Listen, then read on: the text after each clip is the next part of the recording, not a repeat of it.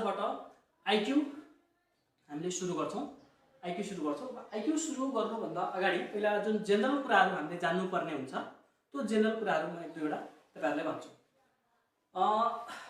अब विभिन्न सबभन्दा पहिलो त हाम्रो संघीय जुन सिलेबस अनुसार तपाईहरुले पढिराख्नु भएको थियो, अब अहिले प्रदेशको पनि खुल्ने क्रम जारी भइसकेको छ र तपाईको आईक्यू र जीके यिनीहरु कस्तो खालको च्याप्टर अथवा कस्तो खालको सब्जेक्ट हो त भन्दाखेरि तपाईको यो के हो त भन्दाखेरि ओभरअल जुनसुकै सेवामा सोध्ए पनि जुनसुकै पदमा सोध्ए पनि यसको जुन टपिक हुन्छ, यसको कभरेज एरिया हुन्छ, त्यो सबै के हो त करिब एउटै हुन्छ।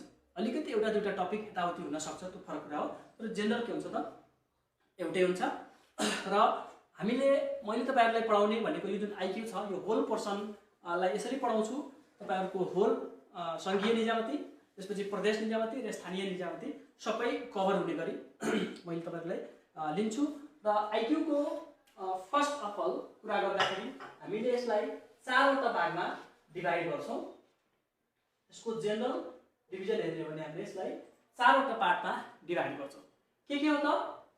Number 1 quantitative. यसमा तपाईले जति पनि न्युमेरिकल्सहरु हेर्नुहुन्छ त्यो सबै के हो त क्वान्टिटेटिभ रिजनिङ, मात्रात्मक भनिन्छ नेपालीमा, मात्रात्मक। पहिलो डिभिजन आईक्यू को के हो त? आईक्यू को प्रश्नहरुलाई यदि हामीले डिभाइड गर्ने हो भने पहिलो डिभिजन के हो त क्वान्टिटेटिभ, मात्रात्मक। यसमा कस्ता खालको क्वेशनहरु हुन्छ त? Only questions concerned with numbers, नम्बरसँग अट्याच भएको क्वेशन्सहरु सबै के हो त क्वान्टिटेटिभ रिजनिङ हो, जहाँ चाहिँ तपाईले केही हिसाब गर्नुपर्ने हुन सक्छ, हैन? त्यो सबै के हो त क्वान्टिटेटिभ रिजनिङ सुन्यो। अब क्वान्टिटेटिभ रिजनिङ भित्र हामी कस्ता खालका च्याप्टर्सहरु पढ्छौं त? जस्तै एरिथमेटिकल रिजनिङ, हैन? त्यसैगरी प्रॉफिट एन्ड लस को कुरा हेर्छौं, पर्सेन्टेज को कुरा गर्छौं, एभरेज, रेशियो, यस्ता खालको हिसाब गर्नुपर्ने च्याप्टरहरु हामीले केमा हेर्छौं त क्वान्टिटेटिभ रिजनिङमा हेर्छौं। अर्को चाहिँ हजुर फर्स्ट क्लासमा भर्बल,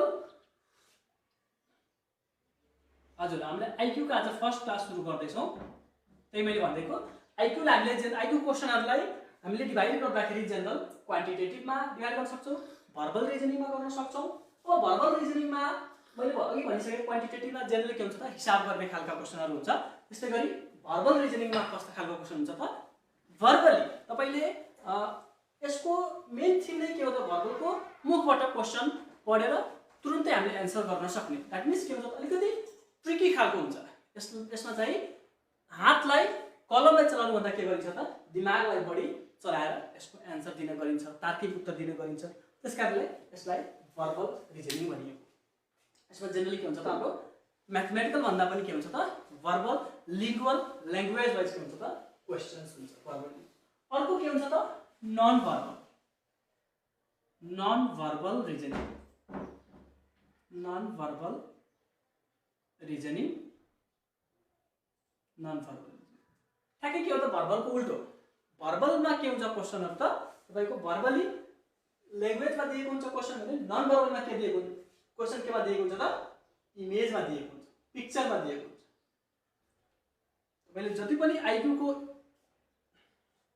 भर्बलमा के हुन्छ ल्याङ्ग्वेजमा हुन्छ, त्यहाँ हिसाबको कुरा आउँदैन, ल्याङ्ग्वेज हुन्छ, वर्ड हुन्छ, सेन्टेन्स हुन्छ, लेटरको कुरा हुन्छ। त्यो सबै के हो त भर्बल रिजनिङ, हैन?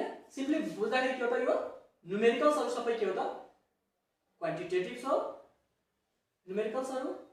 भर्बल्स भने चाहिँ के हो त यसमा लेटरको कुरा हुन सक्छ, वर्ड्सको कुरा हुन सक्छ, अथवा एउटा सेन्टेन्सको कुरा हुन सक्छ। र ओभरअल बुझ्दाखेरि के हो त यो सिम्पली लिङ्गुअल ल्याङ्ग्वेजको कुरा आउँछ, त्यो चाहिँ के हो त भर्बल हो। नन भर्बल भनेको तपाईले जति पनि क्वेशन हेर्नुहुन्छ जसमा चाहिँ पिक्चर हुन्छ, इमेज हुन्छ, त्यो इमेज भएको क्वेशन सबै के हो त नन भर्बल रिजनिङ। र अर्को चाहिँ के हुन्छ त नम्बर 4 चाहिँ के हो त डेटा एनालाइसिस। डाटालाई हामीले के गर्छौं त एनालाइसिस गर्छौं। र इन द सर्ट पिरियड एकदम छोटकरीमा हामीले बुझ्नु पर्दा डेटा एनालाइसिस भनेको के हो त तपाईहरुले पढेको कुरा हो स्ट्याटिस्टिक्स हो। यसलाई हामीले समग्र भन्नु पर्दा भर्बल के अरे डेटा एनालाइसिस भनेको कस्तो खालको क्वेशन हो त स्ट्याटिस्टिक्स हो। अब तपाईहरुले याद गर्नु होला क्वान्टिटेटिभ रिजनिङ भन्ने बित्तिकै कस्तो खालको क्वेशन हो त न्युमेरिकल सँग नम्बरसँग एट्याच भएको क्वेसनहरु सबै के हो त क्वान्टिटेटिभ हो। लेटरसँग, वर्डसँग, सेन्टेन्ससँग एट्याच भएको क्वेसन सबै के हो त भर्बल हो। इमेज भएका क्वेसन सबै के हो त नन भर्बल हो। त्यसै गरी डेटा भएको स्ट्याटिस्टिक्स भएको कुराहरु अथवा मोर देन वन नम्बर्स, धेरैवटा नम्बरसँग धेरैवटा निम्नसँग हामीले खेलाउनु पर्ने क्वेसनहरु हुन्छ, त्यो सबै के हो त डेटा एनालिसिस हो। र म आज तपाईहरुलाई फर्स्ट अफ अल म कहाँबाट सुरु गर्छु भन्दाखेरि क्वान्टिटेटिभ रिजनिङबाट सुरु गर्छु तपाईहरुलाई, र पछि क्लासहरुमा हामीले प्रोजेक्टरबाट यो भर्बल रिजनिङ, नन भर्बल चाहिँ सबै के गर्छौं हामीले प्रोजेक्टरबाट गर्छौं। र यसमा मैले पढाएको सबै जति पनि कुराहरु हुन्छ त्यो सबै तपाईहरुलाई म सफ्ट कपी पनि प्रोवाइड गर्न लगाउँछु। ठीक छ, अब हामी सुरु गर्छौं क्वान्टिटेटिभ रिजनिङ्स। ठीक छ, मैले एजै मेड अब मैले सुरु गरे क्वान्टिटेटिभ रिजनिङ्स। र हामीसँग अहिले ओभरसियरका साथीहरु पनि हुनुहुन्छ हैन। अब पाँचौं तहका चौथो तहका दुवैका लागि पनि अब जति पनि अब संघीय पनि नयाँ विज्ञापनहरु खुल्दैछ, त्यो विज्ञापनहरु पनि तपाईको आईक्यू हालेर आउँछ र प्रदेशमा त हालेको कुरा सबैले थाहा छँदैछ। अब हजुर भन्नुस् त।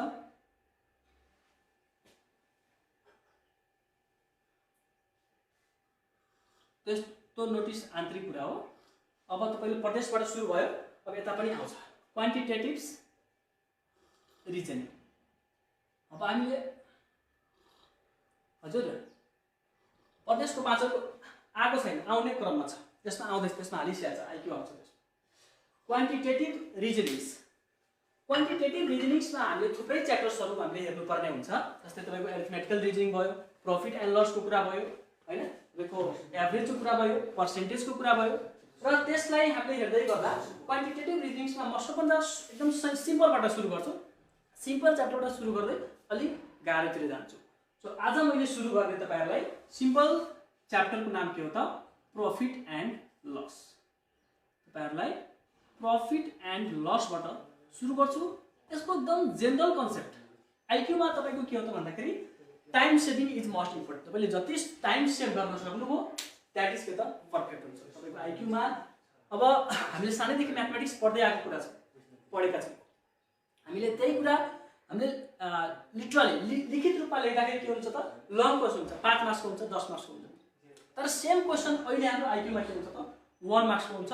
तपाईसँग टाइम के हुन्छ लिमिट हुन्छ। भन्नुको अर्थ त्यो कुराले अब हामीले पहिला गरेको प्लस 2 मा एसएलसी मा अथवा ब्याचलरमा जुन तरिकाले हामी पढेका छौं त्यो भन्दा भिन्न तरिकाले हामीले सल्भ गर्न सक्नुपर्छ। त्यो भिन्न हजुर अहिले नन भर्बल पछि गर्छौं, त्यसलाई हामीले प्रोजेक्टरबाट नन भर्बल सकाउँछौं। त्यही भएर आज नगरौँ, अहिले क्वान्टिटेटिभ हामी सुरु गरौँ। प्रॉफिट एन्ड लसको मैले कुरा भने अथवा तपाईको जनरल आईक्यू मा के हुन्छ त भन्दाखेरि तपाईले कुनै क्वेशन पढिसकेपछि त्यसलाई सल्भ गर्ने तरिका हाम्रो उही हुन्छ, जुन हाम्रो नर्मल मेथड हो उही नै हो। तर सर्टकट ट्रिक्स चाहिँ कहाँबाट आउँछ भन्दाखेरि तपाईले जति धेरै प्र्याक्टिस गर्नुभयो, तपाईले स्टेप रिडक्सन गर्नु भनेको के हो त त्यो भनेको सर्टकट। तपाईको स्टेप रिडक्सन हुनु भनेको के हो त तपाई सर्टकटमा जानुभयो भनेर बुझ्नुपर्छ। अब प्रॉफिट एन्ड लसको जनरल प्रिन्सिपल पहिला बुझौं के हो त। सबभन्दा पहिलो कुरा बुझौं सीपी भने के हो। सीपी भने के हो त कस्ट प्राइस हो। अब हेर्नुस् है त, पहिला जनरल कुरा बुझौं अनि के हो त ट्रिक्स भने के हो त त्यो तपाईहरुले बुझिहाल्नुहुन्छ। एसपी लाई मैले अथवा युनिभर्सल नै के हो त सेलिङ प्राइस हो, सेलिङ प्राइस। प्रॉफिट भने के हो त सेलिङ प्राइसबाट कस्ट प्राइस घटाइदियो भने के हुन्छ त प्रॉफिट हुन्छ। यो कतिखेर हुँदो रहेछ मोस्ट इम्पोर्टेन्ट याद गर्नु होला। प्रॉफिट कतिखेर हुन्छ त इट अकर्स ओन्ली यदि सेलिङ प्राइस कस्ट प्राइस भन्दा बढी छ। कुनै पनि वस्तु किनेको मूल्य भन्दा उसले बेचेको मूल्य यदि बढी छ भने त्यतिखेर के हुँदो रहेछ त प्रॉफिट हुँदो रहेछ। त्यसकारण प्रॉफिट भने के हो त एसपी माइनस सीपी हो। त्यसो भए लस भने के हो त लस कतिखेर हुँदो रहेछ यदि सेलिङ प्राइस किनेको मूल्य भन्दा कम बढिदियो। 20 रुपैयाँमा किनेको सामान 15 रुपैयाँमा बेचिदियो भने के हुने भयो त घाटा हुने भयो, उसलाई लस हुने भयो। दैट इज के त लस भने के हुने भयो त cost price minus selling price. पर्सेन्टेजको कुरा आउने भयो। त्यसो भए प्रॉफिट पर्सेन्टेज भने चाहिँ के हो त जहिले पनि selling price minus cost price by cost price into 100%। यो के हो त प्रफिट पर्सेन्ट हो।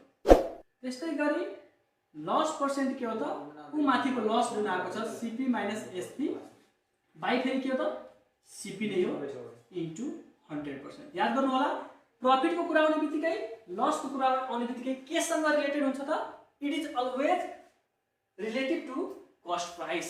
किनेको मूल्यभन्दा कति माथि किनेको मूल्यभन्दा कति कम त्यो नै के हो त प्रफिट र लसको के हो त फाउन्डेसन हो। त्यसैले के भनिन्छ त प्रफिट र लसको फाउन्डेसन जहिले पनि के हो त कस्ट प्राइस हो। त्यसकारणले प्रफिट निकाल्दा कस्ट निकाल्दा अलवेज के हुन्छ त तल कस्ट प्राइस हुन्छ सीपी हुन्छ। अब अर्को एउटा term mark price MP mark price.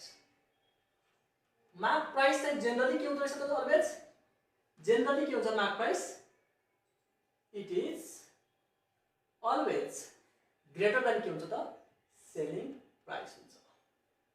केही कुरा